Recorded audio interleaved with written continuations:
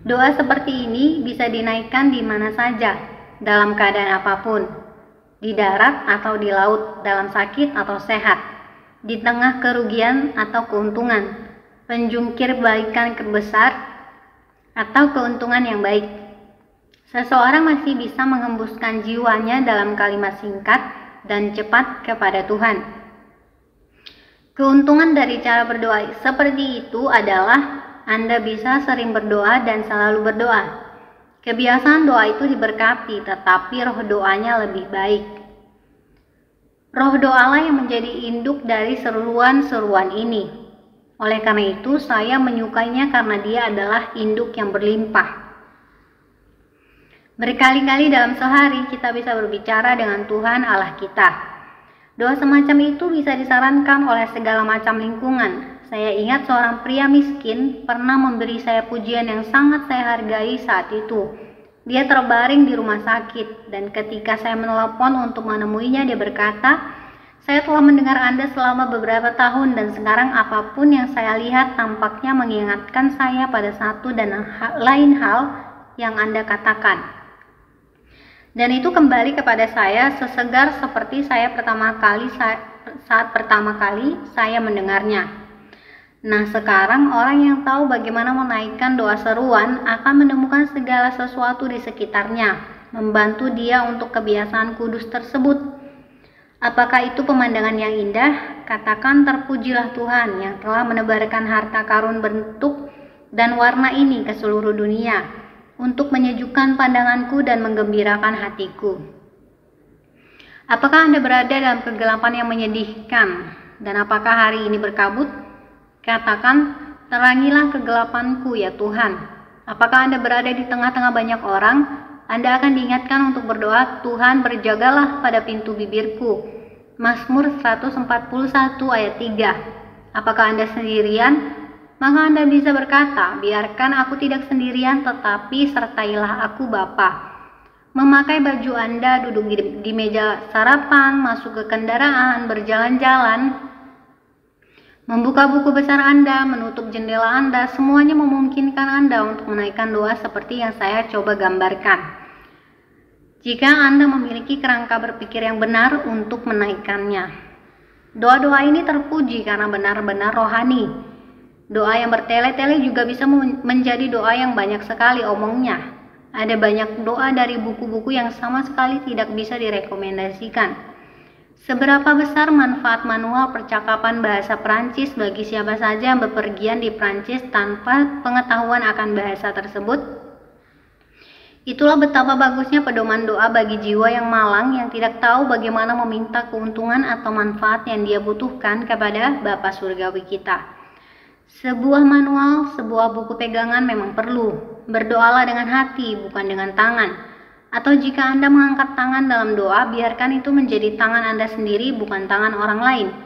Doa-doa yang terlontar dari jiwa, hembusan emosi yang kuat, keinginan besar yang berkobar-kobar, iman yang hidup, inilah doa yang benar-benar rohani, dan tidak ada doa selain doa-doa rohani yang akan diterima Tuhan. Doa semacam ini bebas dari kecurigaan apapun yang didorong oleh motivasi jahat yang ditawarkan untuk menyenangkan manusia. Mereka tidak bisa mengatakan bahwa seruan rahasia jiwa kita disampaikan dengan pandangan untuk pujian kita sendiri. Karena tidak ada orang yang tahu bahwa kita sedang berdoa sama sekali. Oleh karena itu, saya merekomendasikan doa-doa seperti itu kepada Anda dan berharap agar Anda berlimpah di dalamnya. Ada orang-orang munafik yang telah berdoa berjam-jam. Saya tidak ragu bahwa ada orang-orang munafik yang biasa beribadah seperti malaikat di hadapan tahta Allah, namun tidak ada kehidupan, tidak ada roh, dan tidak ada penerimaan dalam penghormatan mereka yang megah. Tetapi orang yang berseru, yang hatinya berbicara dengan Tuhan, bukanlah orang munafik. Ada kenyataan dan kekuatan dan kehidupan dalam doa-doanya. Jika saya melihat percikan api keluar dari cobong asap, saya tahu ada api di dalam suatu tempat, dan doa-doa seruan itu seperti percikan api yang terbang dari jiwa yang dipenuhi bara api kasih kepada Yesus Kristus. Doa-doa pendek dan seruan sangat bermanfaat bagi kita, sobat terkasih. Seringkali doa-doa tersebut memeriksa kita. Orang-orang yang pemarah, jika Anda mau sedikit berdoa sebelum membiarkan ekspresi marah keluar dari bibir Anda akan sering luput mengucapkan kata-kata buruk itu. Seorang wanita yang baik disarankan untuk mengambil segelas air dan menahannya di mulutnya 5 menit sebelum dia memarahi suaminya. Saya berani mengatakan itu bukan resep yang buruk, tetapi jika sebagai ganti mempraktekkan keanehan kecil itu, dia hanya mengucapkan doa singkat kepada Tuhan, itu pasti akan lebih efektif dan jauh lebih alkitabiah. Saya bisa merekomendasikannya sebagai resep berharga untuk orang yang tergesa-gesa dan mudah tersinggung. Untuk semua orang yang cepat sakit hati dan lambat mengampuni penghinaan atau luka. Ketika Anda akan menutup sebuah transaksi bisnis tentang kebenaran yang Anda ragukan dan kesangsian positif doa seperti ini, tuntunlah saya Tuhan yang baik, akan sering mencegah Anda melakukan apa yang kemudian Anda sesali. Kebiasaan mengucapkan doa-doa singkat ini juga akan menguji kepercayaan diri Anda. Ini akan menunjukkan ketergantungan Anda kepada Tuhan. Ini akan menjaga Anda dari menjadi duniawi. Ini bagaikan wangian manis yang dibakar dalam ruang jiwa Anda untuk menjauhkan demam dunia dari hati Anda. Saya sangat merekomendasikan doa-doa yang singkat, manis, dan diberkati ini. Semoga Roh Kudus memberikannya kepada Anda. Selain itu, doa ini benar-benar memberi kita berkat dari surga. Ambillah contohnya Eliezer, hamba Abraham. Lihat Kejadian 24 ayat 12-14. Lihatlah Yakub ketika dia berkata bahwa dalam kematian, aku menanti-nantikan keselamatan yang daripadamu ya Tuhan. Kejadian 49 ayat 18. Musa berdoa pada berbagai kesempatan di mana kita tidak membaca bahwa dia berdoa pada saat itu. Namun Allah berkata kepadanya, mengapakah engkau berseru-seru demikian kepadaku? Keluaran 14 ayat 15. Daud sering mengeluarkan seruan, doa-doa ini semua berhasil dengan yang maha tinggi. Oleh karena itu seringlah menaikkan doa ini, karena Allah senang mendorong dan menjawabnya. Dengan demikian saya bisa terus merekomendasikan doa seruan, tetapi saya akan mengatakan satu hal lagi yang mendukungnya. Saya percaya doa ini sangat cocok untuk beberapa orang dengan temperamen aneh yang tidak bisa berdoa untuk waktu yang lama untuk menyelamatkan hidup mereka. Pikiran mereka cepat. Nah, teman-teman, waktu bukanlah unsur dalam hal ini. Tuhan tidak mendengar kita karena panjangnya doa kita, tetapi karena ketulusannya. Doa tidak diukur dengan sentimeter atau ditimbang dengan kilogram, tetapi dengan besar dan kekuatannya, kebenaran dan realitasnya, energi dan intensitasnya. Anda yang memiliki pikiran yang sangat kecil atau pikiran yang begitu cepat sehingga Anda tidak bisa memakai banyak kata atau terus-menerus memikirkan satu hal, seharusnya Anda merasa nyaman karena doa-doa seruan bisa diterima. Dan mungkin sobat, Anda berada dalam kondisi tubuh di mana Anda tidak bisa berdoa dengan cara lain, sakit kepala seperti yang dialami sebagian orang selama sebagian besar hidup mereka, keadaan tubuh yang bisa dijelaskan oleh dokter kepada Anda. Mungkin menghalangi pikiran untuk berkonsentrasi lama pada satu subjek. Kemudian sungguh menyegarkan untuk bisa lagi dan lagi, 50 atau 100 kali sehari. Datang kepada Tuhan dalam kalimat pendek dan cepat, dengan jiwa yang berkobar-kobar. Ini adalah gaya berdoa yang diberkati.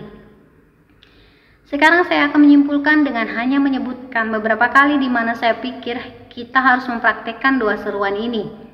Tuan Rowland Hill adalah orang yang luar biasa karena kesalehannya yang dalam. Tetapi ketika saya bertanya di Wotton Underage untuk mengetahui tentangnya, meskipun saya agak menekankan pertanyaan itu, saya tidak mendapatkan jawaban yang memuaskan. Akhirnya pendeta yang baik itu berkata, kebenarannya kami tidak pernah menemukan dia di sini. Tuan Hill biasa belajar di taman, di ruang tamu, di kamar tidur, di jalanan, di hutan, di mana saja. Saya bertanya di mana dia menyendiri untuk berdoa. Mereka mengatakan bahwa mereka mengira dia berdoa di kamarnya. Tetapi dia selalu berdoa. Tidak peduli dimanapun dia berada, pria tua yang baik itu selalu berdoa. Tampaknya seluruh hidupnya, meskipun dia habiskan di tengah-tengah sesamanya dengan berbuat baik, dilewatkan dalam doa yang tak henti-hentinya. Dia diketahui berdiri di Friars Road, dengan tangan di bawah ujung mantelnya, melihat ke jendela toko, dan jika Anda mendengarkan, Anda mungkin akan segera menyadari bahwa dia sedang menghembuskan nafasnya di hadapan Tuhan. Dia selalu dalam keadaan berdoa. Saya percaya itu adalah kondisi terbaik di mana seseorang bisa berdoa selalu, berdoa tanpa henti, selalu mendekat kepada Tuhan dengan seruan ini. Tetapi jika saya harus memberi Anda pilihan waktu yang cocok, saya akan menyebutkan seperti ini. Kapanpun Anda memiliki sukacita yang besar, berserulah. Tuhan, buatlah ini menjadi berkat yang nyata bagi saya. Jangan berseru seperti orang lain. Apakah saya tidak beruntung? Tetapi katakan, Tuhan, beri aku lebih banyak kasih karunia yang lebih banyak dan lebih banyak rasa syukur, agar Engkau melipat gandakan perkenananmu. Ketika Anda memiliki tugas yang sulit atau urusan yang berat, jangan menyentuhnya sampai Anda menghembuskan nafas dalam doa singkat. Ketika ada kesulitan di depan Anda dan Anda benar-benar bingung, ketika suatu hal menjadi kusut atau membingungkan, dan tidak bisa Anda pecahkan atau atur, hembuskanlah doa. Tidak perlu waktu 1 menit, tetapi sungguh menakjubkan melihat betapa banyaknya kekusutan yang terurai hanya setelah sepatah kata doa. Apakah anak-anak sangat menyusahkan Anda, wanita yang baik? Sepertinya kesabaran Anda hampir habis karena khawatir. Sekaranglah waktunya untuk doa seruan. Anda akan mengatur mereka semua dengan lebih baik dan Anda akan lebih tenang menghadapi temperamen nakal mereka. Bagaimanapun kekacauan pikiran Anda sendiri akan berkurang. Apakah Anda berpikir ada godaan di depan Anda? Apakah Anda mulai curiga bahwa seseorang sedang berkomplot melawan Anda? Sekarang ucapkanlah doa, tuntunlah aku di jalan yang rata oleh sebab seteruku. Mazmur 27 ayat 11. Apakah Anda sedang bekerja di pengadilan atau di toko atau di gudang penyimpanan di mana percakapan cabul dan hujatan yang memalukan menyerang telinga Anda? Sekarang naikkanlah doa singkat. Pernahkah Anda memperhatikan beberapa dosa yang membuat Anda sedih? Biarkan itu menggerakkan Anda untuk berdoa. Hal-hal ini seharusnya mengingatkan Anda untuk berdoa. Saya percaya iblis tidak akan membiarkan orang-orang bersumpah serapah begitu banyak jika orang Kristen selalu berdoa setiap kali mereka mendengar sumpah serapah. Dia kemudian akan melihat itu tidak berhasil.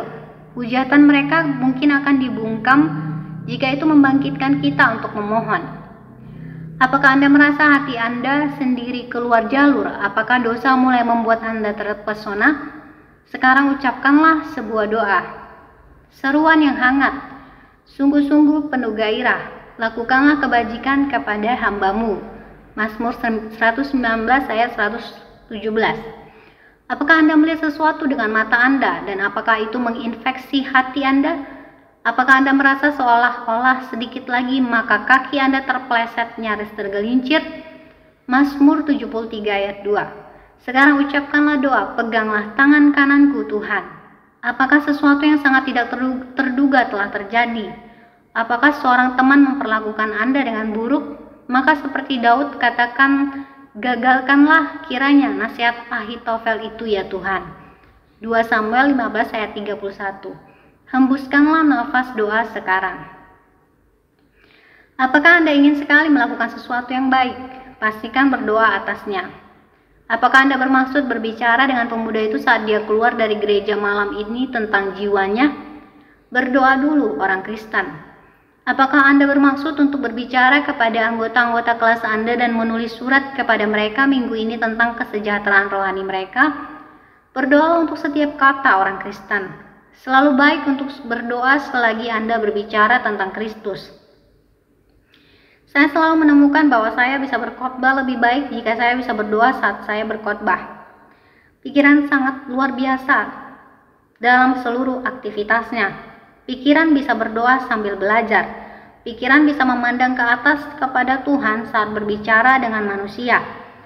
Bisa ada satu tangan yang terangkat untuk menerima persediaan dari Tuhan, sementara tangan yang lain membagikan persediaan yang sama yang Dia berikan dengan senang hati. Berdoalah selama Anda hidup. Berdoalah begitu Anda dalam rasa sakit. Semakin tajam rasa sakitnya, semakin mendesak dan gigih Anda harus berseru kepada Tuhan. Dan ketika bayang-bayang kematian berkumpul di sekitar Anda, dan ketika perasaan aneh menyiram atau mendinginkan Anda, dan dengan jelas mengatakan bahwa Anda mendekati akhir perjalanan, maka berdoalah. Oh, itu adalah waktu untuk berseru, doa-doa yang singkat dan penuh arti seperti ini. Ya Tuhan, jangan sembunyikan wajah-Mu terhadap aku. Mazmur 143 ayat 7. Atau ini, janganlah jauh daripadaku. Mazmur 22 ayat 11. Pasti cocok untuk Anda. Ya Tuhan Yesus, terimalah rohku. Kisah Para Rasul 7 ayat 59. Adalah kata-kata yang menggetarkan Stefanus di saat paling genting. Ya Bapa, ke dalam tangan-Mu kuserahkan nyawaku. Adalah perkataan yang Tuhan Anda sendiri ucapkan sebelum Dia menundukkan kepalanya dan menyerahkan nyawanya. Lukas 23 ayat 46. Anda bisa mengambil tekanan yang sama dan meniru Dia. Pemikiran dan nasihat ini secara eksklusif ditujukan kepada orang-orang kudus dan teman-teman yang setia di dalam Kristus, sehingga Anda akan cenderung bertanya, apakah tidak ada sesuatu yang ditujukan kepada orang yang belum bertobat? Nah, apapun yang telah diungkapkan di sini bisa digunakan oleh mereka untuk keuntungan mereka sendiri. Tetapi, izinkan saya berbicara kepada Anda, teman-teman terkasih, sejelas yang saya bisa. Meskipun Anda belum diselamatkan, Anda tidak boleh berkata, saya tidak bisa berdoa. Mengapa? Jika doa memang demikian, alasan apa yang bisa Anda miliki untuk mengabaikannya? Doa tidak membutuhkan ruang waktu yang terukur. Doa-doa seperti ini adalah doa yang akan didengar Tuhan. Dan Anda semua memiliki kemampuan dan kesempatan untuk berpikir dan mengekspresikannya. Yang Anda butuhkan untuk menaikkan doa-doa ini adalah iman dasar di dalam Tuhan yang percaya bahwa Allah ada dan bahwa Allah memberi upah kepada orang yang sungguh-sungguh mencari Dia. Ibrani 11 ayat 6. Cornelius saya rasa telah sampai pada keadaan ini ketika dia dinasihati oleh malaikat untuk menjemput Petrus, yang memberitakan kepada dia damai sejahtera oleh Yesus Kristus untuk pertobatan jiwanya. Apakah ada makhluk yang lebih aneh selain pria atau wanita yang tidak pernah berdoa? Bagaimana saya bisa menerima hal seperti itu? Bolehkah saya mencuri satu kutipan pendek dari penyair yang hidup yang meskipun dia tidak berkontribusi apapun pada buku-buku pujian kita, menyenandungkan nada yang sangat cocok dengan tujuan saya dan begitu menyenangkan di telinga saya sehingga saya mengutipnya. Lebih banyak hal yang dilakukan oleh doa daripada yang diimpikan oleh dunia ini. Karenanya biarlah suaramu naik seperti air mancur bagiku siang dan malam. Karena apakah manusia lebih baik daripada domba atau kambing yang memelihara kehidupan buta di dalam otak? Jika mengenal Tuhan, mereka tidak mengangkat tangan berdoa, baik untuk diri mereka sendiri maupun orang-orang yang menyebut mereka sahabat. Karena seluruh bumi yang bulat diikat dengan rantai emas di kaki Tuhan. Saya tidak curiga ada makhluk yang tidak pernah berdoa, karena orang-orang pada umumnya berdoa kepada seseorang atau orang lain. Orang yang tidak pernah menaikkan kepada Tuhan doa-doa seperti yang seharusnya, menaikkan kepada Tuhan doa-doa yang tidak seharusnya. Sungguh hal yang mengerikan ketika seseorang meminta Tuhan untuk mengutuknya, namun ada orang-orang yang melakukan itu. Dia mendengar Anda, Dia adalah Tuhan yang mendengar doa. Jika saya berbicara kepada satu orang yang bersumpah serapah dengan kata-kata tak senonoh, saya ingin menyampaikan hal ini dengan jelas kepadanya. Jika Yang Maha Kuasa mendengar Anda, jika mata Anda dibutakan dan lidah Anda menjadi bisu saat Anda mengucapkan kutukan liar, bagaimana Anda akan menanggung penghakiman yang tiba-tiba atas ucapan Anda yang tidak benar? Jika beberapa doa Anda untuk diri sendiri dijawab dan jika beberapa doa yang telah Anda naikkan dengan penuh semangat untuk istri dan anak-anak Anda dijawab dengan hal yang menyakiti mereka dan mengalihkan perhatian Anda, betapa mengerikannya itu. Nah, Tuhan memang menjawab doa dan suatu hari nanti Dia mungkin menjawab doa-doa Anda atas rasa malu dan kebingungan Anda yang tiada akhirnya. Tidakkah baik untuk berdoa sekarang? Tuhan kasihanilah aku, Tuhan selamatkan aku, Tuhan ubahlah hatiku, Tuhan berikanlah aku iman untuk percaya kepada Kristus. Tuhan berikanlah aku sekarang ketertarikan pada darah Yesus yang berharga. Tuhan selamatkanlah aku sekarang. Tidakkah Anda semua akan mengucapkan doa seperti itu? Kiranya Roh Kudus menuntun Anda untuk melakukannya. Jika Anda mulai berdoa dengan benar, saya tidak takut Anda akan berhenti. Karena ada sesuatu yang menahan jiwa dengan erat dalam doa yang sejati. Doa-doa palsu apa gunanya? Tetapi permohonan hati yang sejati, jiwa yang berbicara dengan Tuhan ketika itu dimulai tidak akan pernah berhenti. Anda harus berdoa sampai Anda menukar doa dengan pujian, sampai Anda beranjak dari tahta pendamaian ke tahta Tuhan di atasnya. Kiranya Tuhan memberkati Anda semua, kata saya, semua yang adalah kerabat saya di dalam Kristus, dan semua yang keselamatannya saya dambakan. Tuhan memberkati Anda semua dan setiap orang demi penebus kita yang terkasih. Amin. Ya, sekian review dari buku The Power in Prayer atau Kuasa dalam Doa oleh Charles Spurgeon ini. Nah, saya rekomendasikan Anda untuk membacanya sehingga kita bisa lebih mengerti mengenai apa itu doa dan cara-cara praktis bagaimana berdoa. Semoga bisa memberkati Anda dan silakan dicari bukunya, dibeli bukunya, ataupun bisa juga dibeli di online shop saya, karena ini buku second, saya juga menjualnya sebagai buku second. Jika Anda berminat untuk membelinya, bisa membeli di online shop saya. Akan saya cantumkan linknya di description box di bawah. Terima kasih dan Tuhan Yesus memberkati.